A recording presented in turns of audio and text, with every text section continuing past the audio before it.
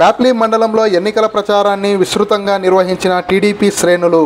జిల్లా ఎంపీ అభ్యర్థి బైరెడ్డి శబరి మాట్లాడుతూ, ఇది ఎండాకాలమని, ఎండాకాలం ఇంకా 2 నెలలు ఉందని, ఇప్పుడే చుక్క నీరు లేకుండా ఉంటే ఇక 2 నెలల్లో ఎలా గడవాలని, చంద్రబాబు నాయుడు సమయంలో కోట్ల సుజాతమ్మ ఎమ్మెల్యేగా ఉన్నప్పుడు నీరు కరువు లేదని, అప్పుడు సుజాతమ్మ వేసిన బోర్లే ఇప్పటి వరకు కొనసాగుతున్నాయని ఎంపీ అభ్యర్థి బైరెడ్డి శబరి అన్నారు.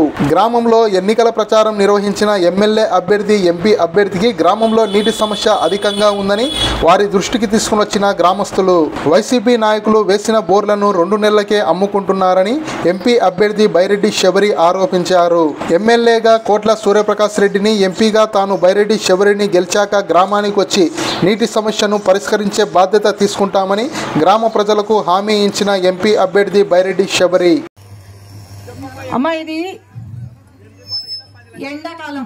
ఎండాకాలం ఇంకా మనకు 2 నెలలు ఉన్నాయి. ఇప్పుడే ఇట్లా ఉంది, చుక్క నీళ్లు లేవు మనకు తాగడానికి.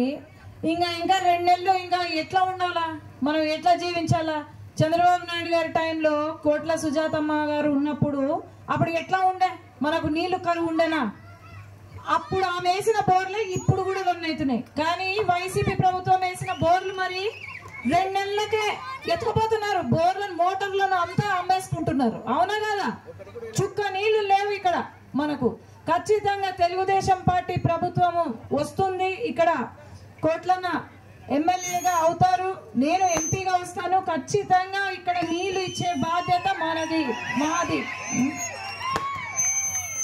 ఎమ్మెల్యే అభ్యర్థి కోట్ల సూర్యప్రకాష్ రెడ్డి మాట్లాడుతూ, తన చరిత్ర, తన గురించి ప్రజలకు అందరికీ తెలుసని, తన కుటుంబం అంటే ఏమిటో, ఒక మంచి కుటుంబంగా ప్రజల ఆదరణ పొందిన కుటుంబమని, రానున్న ఎన్నికలలో తెలుగుదేశం పార్టీకి ఓటేసి గెలిపించాలని గ్రామ ప్రజలను కోరారు. మన అభివృద్ధి కానీ మన గురించి మాట్లాడే, మన సమస్య మాట్లాడే పాపన పోలేదు. ఏదో మాట్లాడుతున్నాడు, ప్రకాష్ రెడ్డికి అడ్రస్ కానీ, ప్రకాష్ రెడ్డి ఊరు తెలుస్తానంటాడు. అదే చిల్లర మాట తప్పించి రాజకీయం మాట్లాడు.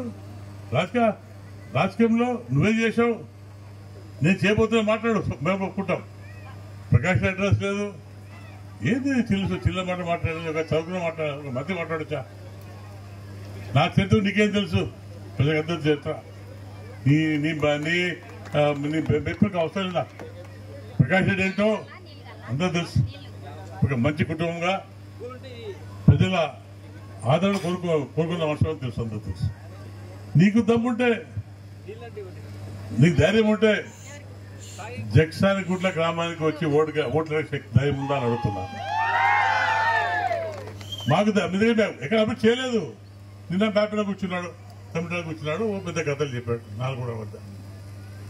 ఇది ఒక నాయకుడు చేసే పని అడుగుతున్నా.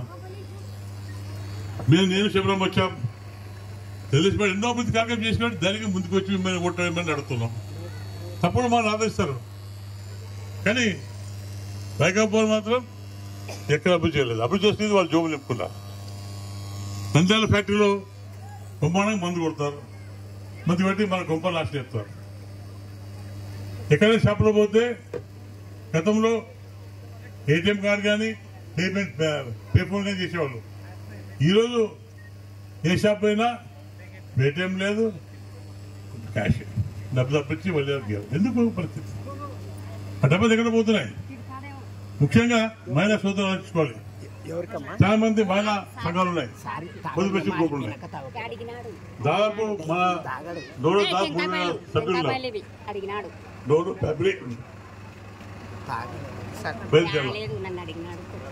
ఫస్ట్ విడత 10,000 ఇచ్చాడు, రెండో విడత 30,000 తర్వాత ఇచ్చాడు, 4వ విడత 50,000 తర్వాత ఏళ్ళు పెండింగ్ ఉంది.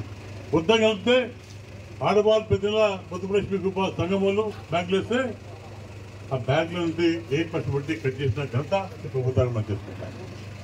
లెక్క చూసుకుంటే మన డోన్లో మన మహిళలకు 50 కోట్లు ఇవ్వాలి. మోసేసి ఆడపిల్లలు గుర్తుకు వచ్చి వాళ్ళ డబ్బుతో ఈయన వీళ్ళు రాజ్యమంత్రులు అంటే ఎంత బాధకరమైన విషయం కూడా మనం చేసుకుంటాం. రాష్ట్ర మొత్తం మీద 77,200 కోట్లు ఆడపిల్లలకి ఇవ్వాలి, పొదుపు లక్ష్మి వాళ్ళకి ఇవ్వాలి. అది మా డిమాండ్. తప్పకుండా మీదగా వస్తే మొత్తం బయట తీస్తాం, డబ్బు కట్టించి మా సోదరికి ఇస్తా కూడా మనం చేస్తున్నాం.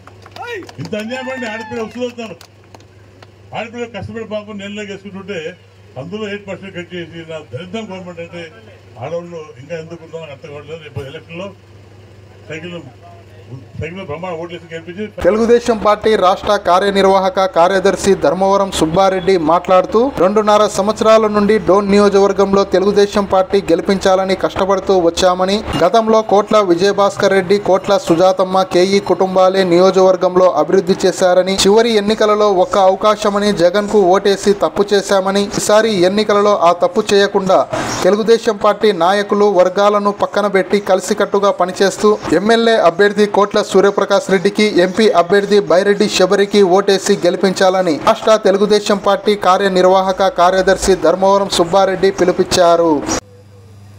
ఇప్పుడే చాలా మంది వ్యక్తులు కూడా గ్రామ సమస్యల గురించి మాట్లాడడం జరిగింది.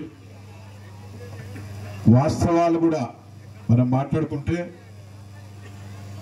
2.5 సంవత్సరం నుంచి కూడా తెలుగుదేశం పార్టీకి సంబంధించినటువంటి అందరం కూడా మనం కలిసికట్టుగా పనిచేసి డోన్ నియోజకవర్గంలో ఖచ్చితంగా తెలుగుదేశం పార్టీని గెలిపించాలని దృఢ సంకల్పంతో అందరం కూడా కష్టపడడం కూడా జరిగింది. ఇప్పుడు మన పెద్దలు ప్రకాష్ రెడ్డి అన్న గారు అయితేమి, ఇక్కడ ఉన్నటువంటి బైరెడ్డి శబరమ్మ గారి కుటుంబాల గురించి మనం చెప్పాల్సిన అవసరం లేదు. వారి కుటుంబాలు 40-50 ఏళ్ళ గురించి హిస్టరీ ఉన్నటువంటి ఫ్యామిలీలు కాబట్టి ఎవరు కూడా ఫ్యామిలీ గురించి చెప్పుకోవాల్సిన అవసరం ఎంతైనా లేదు.